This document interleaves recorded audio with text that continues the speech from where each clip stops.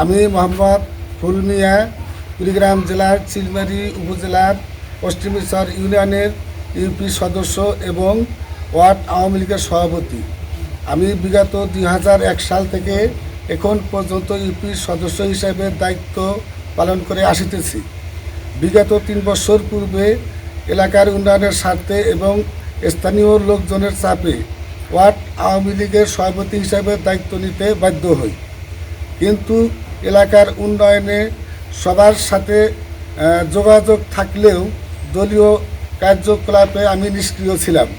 এমন তো অবস্থায় আমি আমার সকল ভুল বুঝতে পেরে আমার দলীয় সকল টানা তৃতীয়বার অর্জন করেছে দেশের সেরা সুপার ব্র্যান্ড স্বীকৃতি বসুন্ধরা টিস্যু প্রকার পদ পদবি থেকে স্বেচ্ছায় পদত্যাগ করলাম এবং সকল প্রকার রাজনৈতিক কর্মকাণ্ড থেকে নিজেকে প্রত্যাহার করলাম।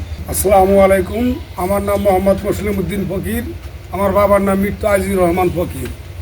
আমার বাড়ি চিলমারি থানা পশ্চিমেশ্বর ইউনিয়ন 3 নম্বর ওয়ার্ড। তো বিগত দিনে আমার অজান্তে কিছুদিন আগে আওয়ামী লীগের ইউনিয়ন কমিটির মধ্যে আমার সদস্য হিসাবে নাম লেখা হয়। আমার অজান্তে আমি দলের সাথে কোনো সম্পৃক্ত না, কোনো কার্যক্রমে আমি জড়িতও না। এবং কি ওনারা যেটা লেখছিল আমি আজ থেকে ওটার থেকে অব্যাহতি আমি দলের সাথে কোনো সম্পৃক্ত নাই।